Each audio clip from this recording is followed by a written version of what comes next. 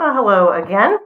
So I'm going to be talking about Barnaby Rudge this time, the character, the main title character, and it is a strange character to pick.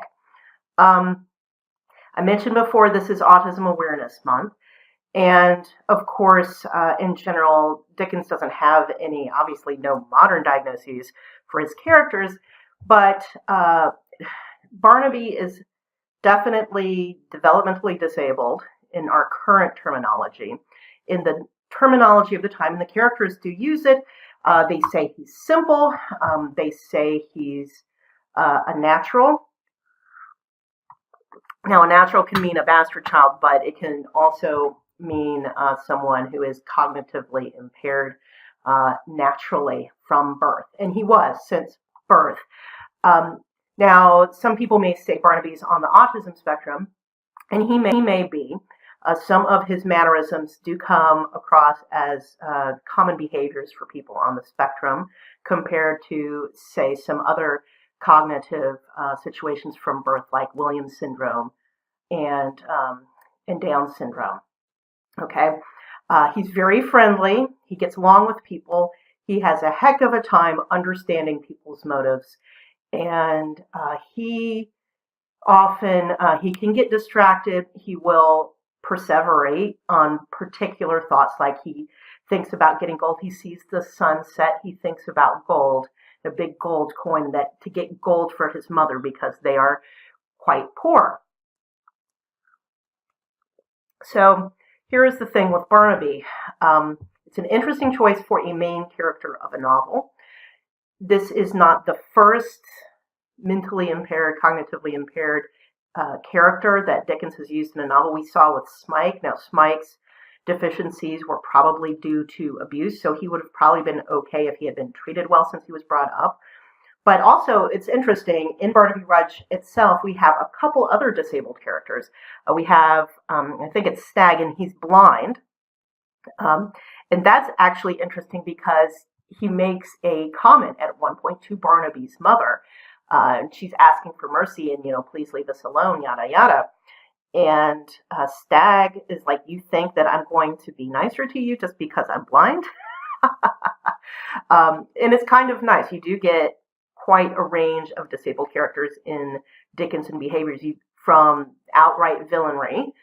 Stag ends up getting shot, I think, in the back by British soldiers during the riots, to noble behavior, to other things. So he allows for and he does not assume disabled people are saintly or villains. They just are. They just are what they are, which is nice. That's pretty modern concept, versus overly sentimentalizing them or thinking that they must have done something to deserve it. So those are a couple different attitudes. But there's a third disabled person, and that's Joe Willett, and he becomes disabled through the Revolutionary War. He loses an arm. So that's kind of interesting. But the problem with Barnaby as a main character, and so this is why it would not have been so popular at the time, and even so now, is it's hard to identify with him. His thoughts and his behavior are not normal. What we mainly see, and how we can relate to Barnaby in general, those of us who are reading the book and are neurotypical, is that how the other characters respond to Barnaby. And one of the most touching parts is when Hugh is about to get hanged for his behavior in the riots. And the thing is, Barnaby is in the condemned cells with him, because Barnaby was a leading figure in the riots in this book because of Hugh. Hugh knew that Barnaby did not understand what was going on, that Barnaby was tall and he's flashy. So this is one of the aspects. Barnaby dresses very oddly. He likes bright colors. He has these feathers on himself. There's various illustrations of what Barnaby is supposed to look like. Here's the other thing. Barnaby laughs at inappropriate times. That's definitely an autism spectrum kind of behavior I've seen. And people think that when he laughs, they're making fun of him. These are people who don't know who Barnaby. Barnaby's very tall, and they give him a flag, and so he holds the flag, and you can give him an order, and he will do it. Okay, He does not question what other people tell him. He doesn't question Hugh. He's like, Hugh, I know Hugh, he's my friend, and I'm going to do what he does. So it's very touching at the end, right before Hugh is going to be executed, that he wants to apologize for what he did to Barnaby. Like, that's the one thing. I'm not going to repent of all the other things I did, but the one thing, basically, I am sorry that I did. I am sorry that I got Barnaby involved in this. And that's one of the things that, as a parent, friend, um, family member of somebody who is not relating to the world in a normal way, we are concerned that they will be taken advantage of in various ways, uh, by those of us who are more normal and more conniving, obviously. There was a book, and I'll go look it up on Amazon. I don't remember what it was called. I know it was written by Temple Grandin and a man who is on the autism spectrum. And I think it's like the Unwritten Rules. And this is a book intended primarily for adults on the autism spectrum, also teenagers, to tell them, some of the stuff that most people don't need to be told. I mean, the obvious ones, of course, are, take a shower regularly, don't smell, and don't have ratty clothes, dress yourself okay. But one of the issues in the book is dealing with romantic relationships. Temple Grandin decided she couldn't deal with it at all because she can't deal with other people's motives and can't understand it. So she said no. The man in the book, on the other hand, he desired them. The problem is he had at least one woman, and there may have been more than one, who realized he couldn't detect when they were lying, being manipulative, and this, that, and the other, and they took advantage of him, or she, or one person did, take his money, this, that, and the other. Now, that can happen to normal people, too, but the problem is, if you don't learn to detect lies or that someone might not be trustworthy, a lot of us do gain that knowledge and wisdom along the way, but it can be much more difficult when you don't think that way. You don't understand why people lie.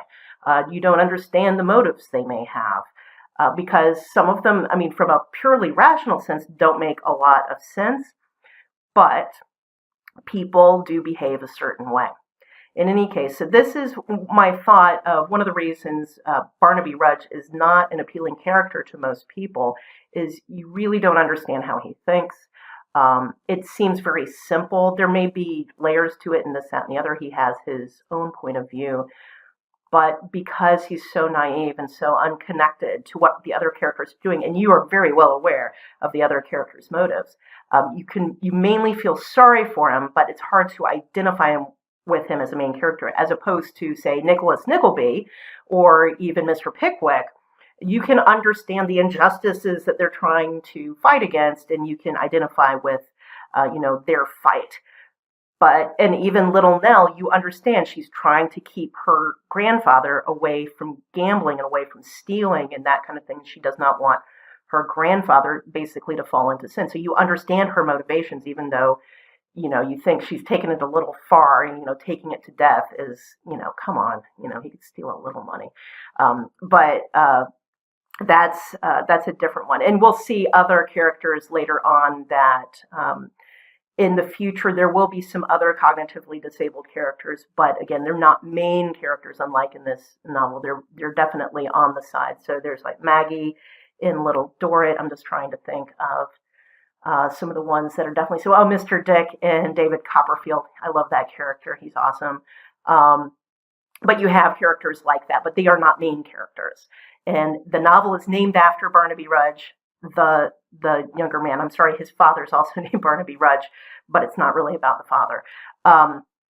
So when this is your main character, I can see why it was a flop at the time, and it's still not that popular now. Oh well.